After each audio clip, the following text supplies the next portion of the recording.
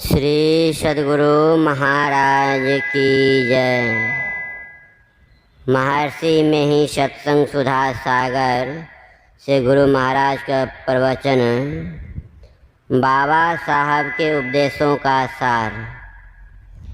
प्यारे लोगों, मैं पहले सन 1909 ईस्वी के अंत में बाबा साहब पूज्य देवी साहब जी के साथ यहाँ मुरादाबाद आया था। बाबा साहब सत्संग प्रचार के लिए बहुत भ्रमण करते थे। वे भागलपुर गए थे, वहाँ पहले से ही उनका प्रचार था। सत्संग के लिए भागलपुर में एक घर बन चुका था जो खपरे से छाया हुआ था। उसमें लगभग 500-700 आदमी बैठ सकते थे। उस समय अक्टूबर दुर्गा पूजा था। वहाँ वे एक पखवाड़े से अधिक ठहर गए। चलते समय मेरे विनय करने पर उन्होंने मुझे भी संग लेने की कृपा की। यहाँ मुरादाबाद आते आते 1909 ईस्वी का अंत हो ही गया। उनके बाबा साहब के साथ मैं यहाँ मुरादाबाद पहुँचा। सत्संग होता था तो मैं बहुत कम समझता था। बाबा साहब मुझे विशेष समझाना चाहते थे। सत्संग वचन कहकर वे सबसे पूछते थे क्या समझा। हमसे भी पूछते थे। वे विद्यालय की शिक्षा के समान ही जिससे याद रहे सत्संग वचन समझाकर प्रश्न किया करते थे। इनका बाबा साहब का लेख बहुत कम मिलता है। रामायण के बाल का आदि तथा उत्तर का अंतर तथा घट रामायण की भूमिका, इन दो ही पुस्तकों में इनका लेख पाया जाता है। इनका मत ऐसा नहीं था कि जिसमें किसी दूसरे मत का खंडन हो। मैं यही जानकर उनके सत्संग में सम्मिलित हुआ। पूर्णिया जिला अंतर्गत ग्राम ज्योतराम राय में बाबू धीरज लाल जी सत्संग कराते थे। मैंने उनसे पूछा सत्संग क्या है। उन्होंने उत्तर दिया ईश्वर भक्ति का उपदेश। मैंने पूछा आपका क्या मत है। उन्होंने उत्तर दिया संत मत। मैंने फिर पूछा संत मत क्या है। उन्होंने उत्तर दिया जो सब संतों का मत है। मैंने फिर पूछा आप सब संतों को मानते हैं। उन्होंने उत्तर दिया हाँ, सब संतों को मानता हूँ। मेरे हृदय में यह सुनकर कि ये सब संतों को मानते हैं, संत मत सत्संग की ओर बड़ा आकर्षण हुआ। मैं पहले सत्संग का विरोधी था। अन्य लोगों को भी सत्संग में जाने के लिए मना करता था। मैं लोगों से कहता था ये लोग सत्संगी गुरु को नहीं मानते, मत जाओ। क्योंकि मैं भी कभी सत्संग में गया था नहीं केवल लोगों से सुना था कि ये लोग गुरु देवी देवता आदि किसी को नहीं मानते। बाबा साहब कहते थे वैदिक धर्मी मुसलमान ईसाई कुछ बने रहो, असली चीज़ धर्म को जानो और ध्यानाभ्यास किए बिना एक दिन भी मत रहो। इनमें बाबा साहब में मतांतर नहीं था। उनको यह उपदेश करते मैंने देखा था। हम लोग उनको याद करें, इसलिए मैं उनके उपदेशों का वर्णन करता हूँ। उनके शरीर का नहीं, उनके उपदेश का वर्णन करता हूँ। उनके उपदेश का वर्णन करने से हम में उस कर्म को करने के लिए प्रेरणा होती है। सन 1909 ईस्वी में मुझे बाबा साहब के प्रथम दर्शन हुए। सन 1919 ईस्वी में वे परम धाम सिधारे हैं। वे सिखाते थे सत्य बोलो, अगर कोई झूठ बोले और उनको मालूम हो तो वे कहते ऐसा क्यों किया, अपनी झूठ बोलने वाली जिह्वा को निकाल कर क्यों नहीं फेंक देते। सन 1912 ईस्वी में मैं फिर मुरादाबाद आया। वे कहते थे सबको दुनिया में आज़ादी हासिल करनी चाहिए। उनके कथनानुसार अपनी कमाई से अपना गुजर करना दुनिया में आज़ादी हासिल करना था। कभी कभी तो वे यह भी कहा करते थे 40 वर्ष की उम्र तक अपनी कमाई से इतना जमा कर लो फिर पीछे काम न करना पड़े। बाबा साहब के पूछने पर मैंने मधुकरी वृत्ति से अपने जीवन यापन के विषय में बाबा साहब से कहा था। इस पर बाबा साहब ने कहा था कि जो अपनी इच्छा से कम रखते हैं, बाबा साहब ने कहा था कि जो अपनी इच्छा कम रखते हैं वे थोड़ी सी पूंजी पाकर भी संतुष्ट रहेंगे। विशेष इच्छा रखने वाले संतोषी नहीं होते और इसी कारण वे दुखी रहते हैं। फिर मुझसे बोले तुम थोड़ी सी ज़मीन लेकर बांस लगाओ, किंतु मुझे पिताजी से ज़मीन मांगने में लज्जा आती थी क्योंकि मैंने पिताजी की सेवा कुछ भी नहीं की थी। उन्होंने मुझको पढ़ाया लिखाया तथा बचपन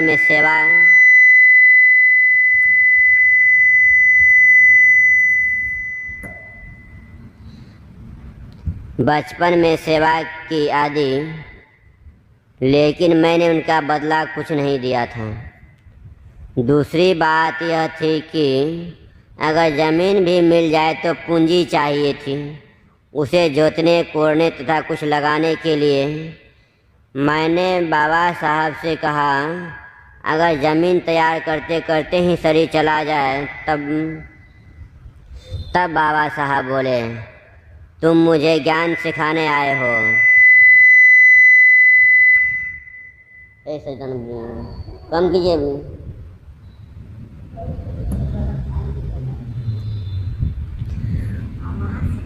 बाबा साहब बोले तुम मुझे ज्ञान सिखाने आए हो, अगर तुम 100 वर्ष तक जीवित रहे तब क्या खाओगे। उन्होंने मुझे बहुत फटकारा और मुझे 80 रुपये देने लगे और बोले इससे जाकर काम करो, कम जाए तो फिर लेना, जब तुम्हें हो तब वापस करना। मैंने मन में कहा गुरु ऋण रहा सोच बर जी के। फिर मैंने कहा अगर आपकी यही इच्छा है तो गुजारा हो जाएगा, मैं जाता हूँ काम करने। वे बाबा साहब चाहते थे कि कोई आदमी ऐसा न हो जो अपने कमाई से नहीं खा सके। इसलिए मैंने कुछ मोटा काम किया, बांस बारी लगाई, फिर पौने 2 वर्षों तक लड़कों को पढ़ाकर अपना गुजारा किया।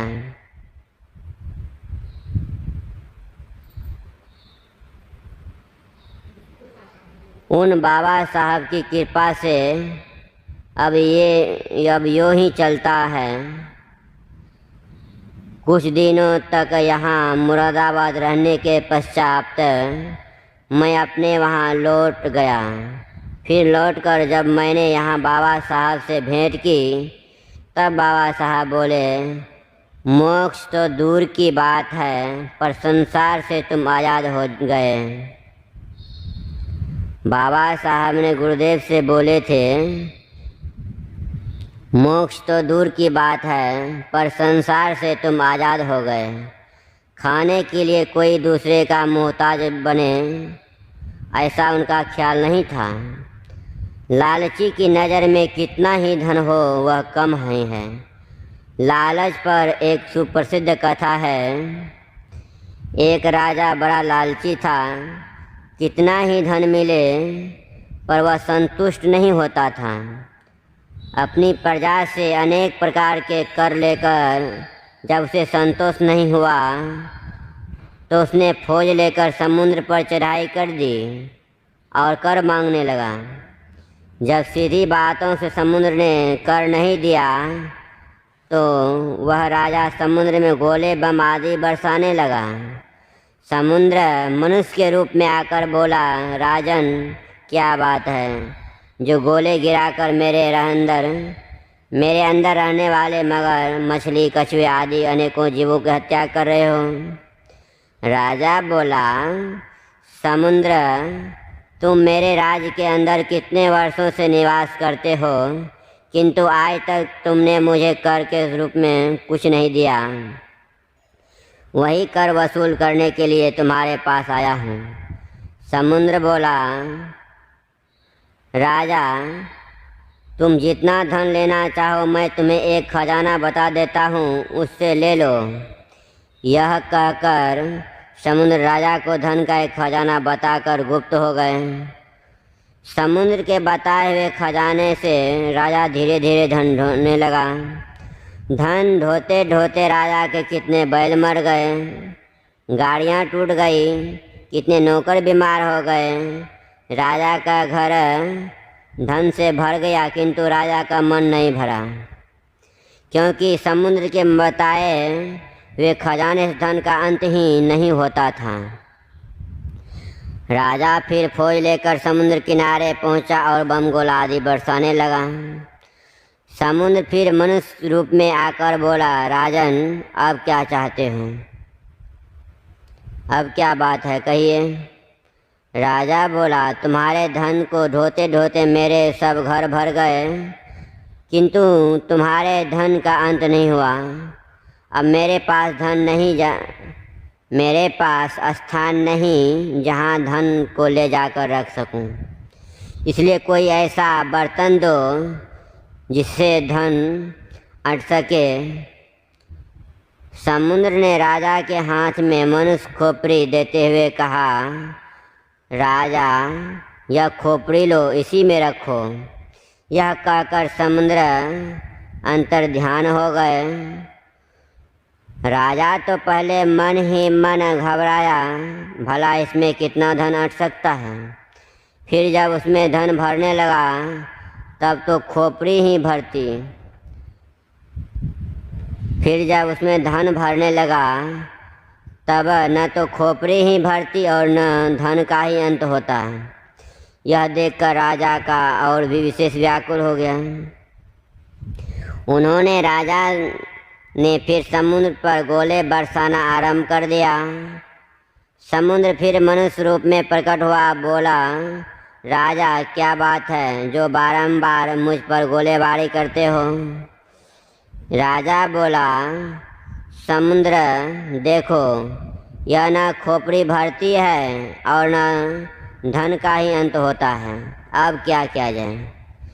समुद्र बोला, राजा तुम बड़े मूर्ख हो, मनुष्य की खोपड़ी भी कहीं भरती है, इस पर राख डालो तभी यह खोपड़ी भरेगी। यह कहकर समुद्र ने थोड़ी सी मिट्टी ले खोपड़ी में रख दी। मिट्टी रखते ही खोपड़ी भर गई। इसका सारांश यह है कि मनुष्य जब तक अपनी इच्छा पर धूल नहीं डालता तब तक अर्थात मनुष्य जब तक संतोष धारण नहीं करता तब तक वह बराबर दुखी रहता है, और संतोष कर लेने पर ही वह दुख रहित हो जाता है। इसलिए मनुष्य को संतोषी होना चाहिए। गौ धन बाज धन और रतन धन खान, जब आवे संतोष धन सब धन धूली समान। अपनी जीवन रक्षा के लिए सच्ची कमाई करके खाओ, यही सांसारिक आज़ादी है।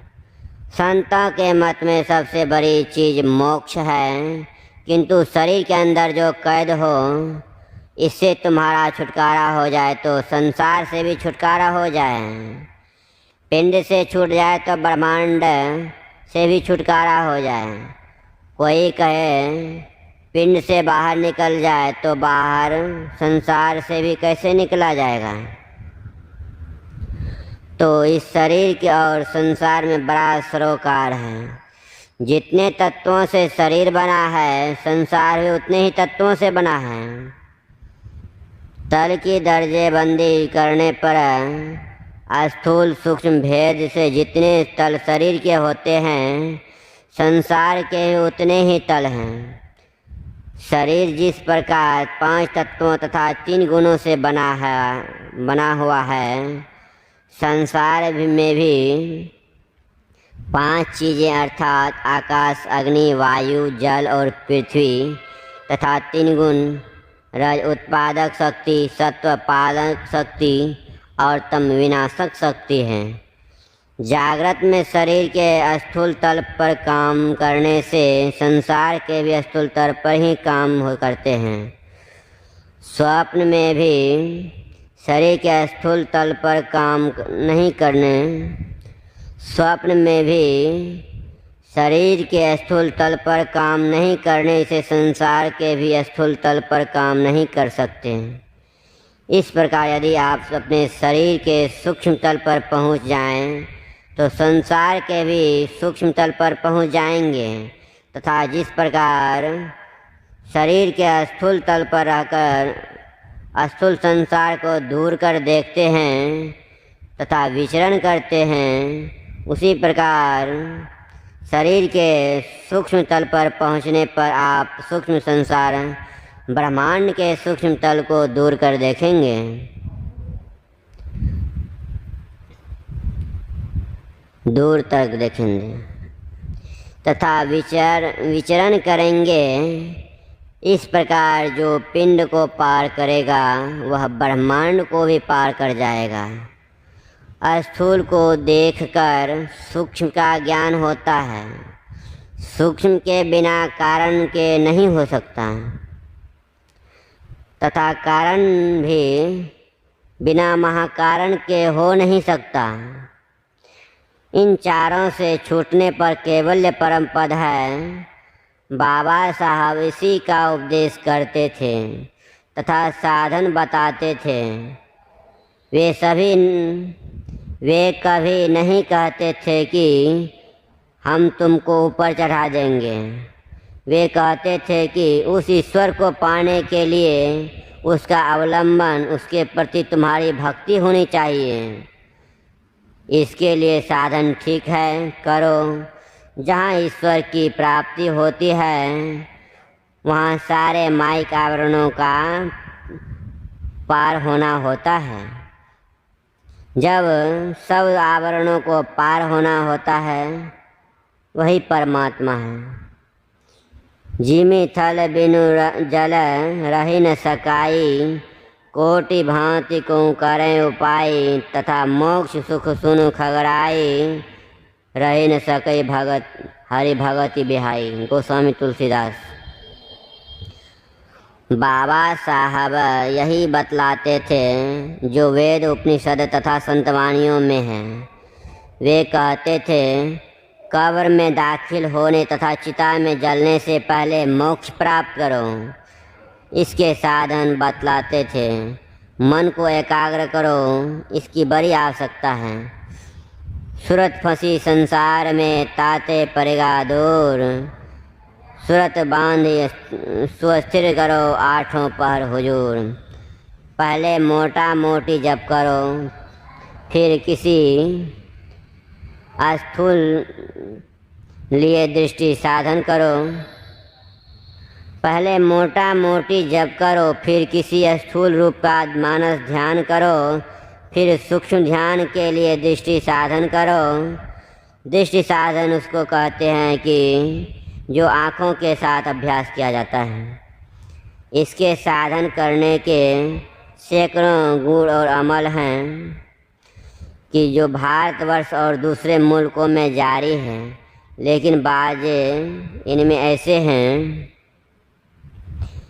कि जिनसे आँखों के दोनों गोले टेढ़े पड़ जाते हैं, और बाज़ ऐसे हैं कि जिनसे आँख जाती रहती है, और बाजे कायदे ऐसे भी हैं कि आँख की दोनों पुतलियों को जिनसे होकर रोशनी बाहर को निकलती है खराब कर देते हैं, जिससे फिर आँखों से धुंधला दिखाई पड़ता है।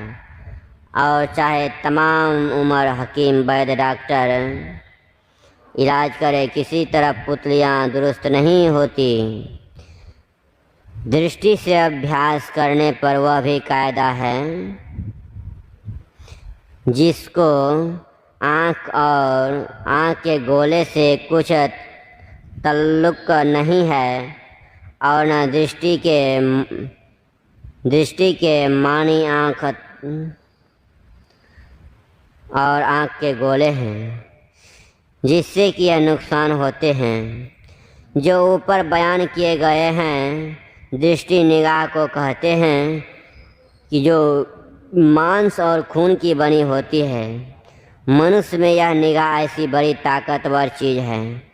जितने बड़े बड़े छिपे हुए साइंस और विद्याओं को निकाल कर दुनिया में जाहिर किया है, और सिद्धि वगैरह की असलियत और मसालों का पता जिससे कि वह हो सकती है, सिवाय इसके और किसी से नहीं रख सकती। योग विद्या सीखने का दृष्टि पहला कायदा है, और इससे अभ्यास करने का गुण ऐसा उम्दा है जिससे स्थूल शरीर के किसी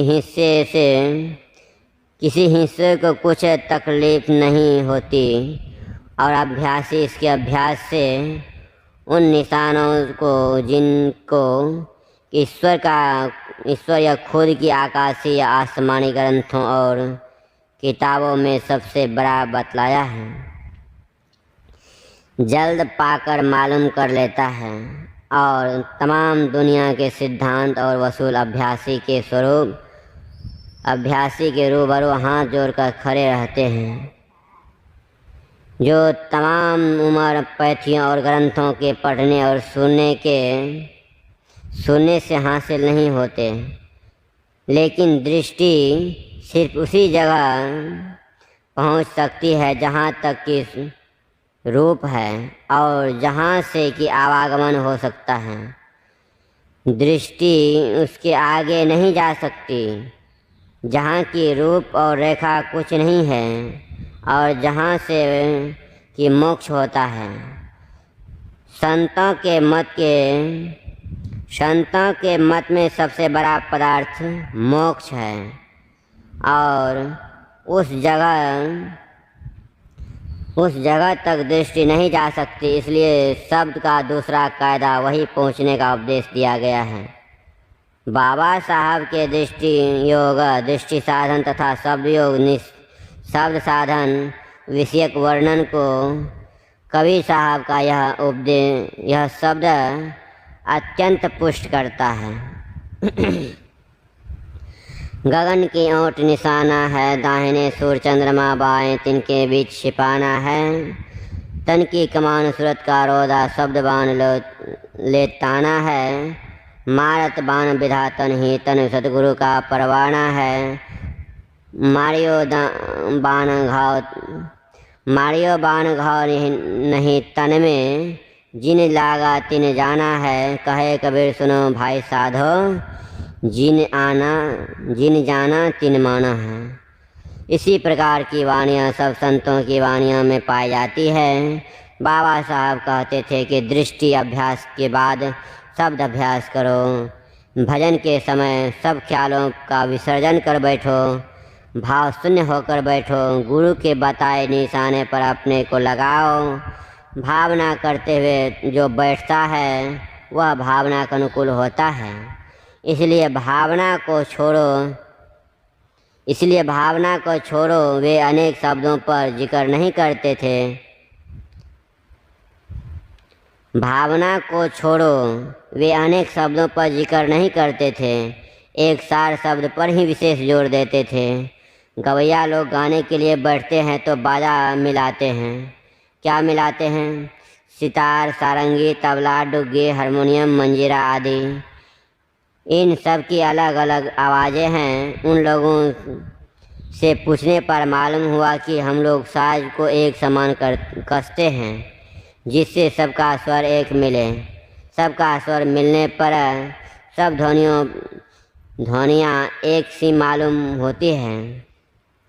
सब साजें और ध्वनियों में एकता होने पर तब यह मालूम नहीं होता कि यह इसकी या उसकी आवाज़ है, सब एक ही हो जाती है। उसी प्रकार सब आवाज़ों की एक ही आवाज़ सार शब्द है। यह बाबा साहब कहते थे। वह ध्वनि देर तक रहती है। महति सूर्यमानो अपि मेघ में भैर्यादिक ध्वनो तत्र सूक्ष्माति सूक्ष्मतरम नादमेमं परामर्शेत। हठयोग प्रदीपिका गोरखनाथ जी महाराज के शिष्य स्वात्माराम जी महाराज अर्थात मेघ, भेरी आदि का जो महान शब्द है, उसके तुल्य शब्द के सुनने पर भी उन शब्दों में सूक्ष्म से सूक्ष्म जो नाद है उसका चिंतन करो, क्योंकि सूक्ष्म नाद चिरकाल तक रहता है। उससे आसक्त हुआ है चित्त जिसका, ऐसा मनुष्य ही चिरकाल तक स्थिरमति हो जाता है। इसलिए बाबा साहब एक सार शब्द के लिए उपदेश देते थे। एक शब्द को कहाँ पकड़ोगे, इसलिए दृष्टि योग पर बहुत जोर देते थे। सुखमन के धरि राग सुनी, सुखमन के धरि राग सुनी, सुन मंडल लिवलाय, अकथ कथा विराजिय, अकथ कथा विचारिय, मनसा मन ही समाय, उलटी कमलो अमृत भरिया, इहो मन कतहु न जाय, अजपा जाप न बिसरे, आदि जुगति समाय, सभी सखिया पंचे मिले, गुरुमुख निज धरि वासु, शब्द खोज इहु घर लहे, नानक कहूँ ताकू दासू।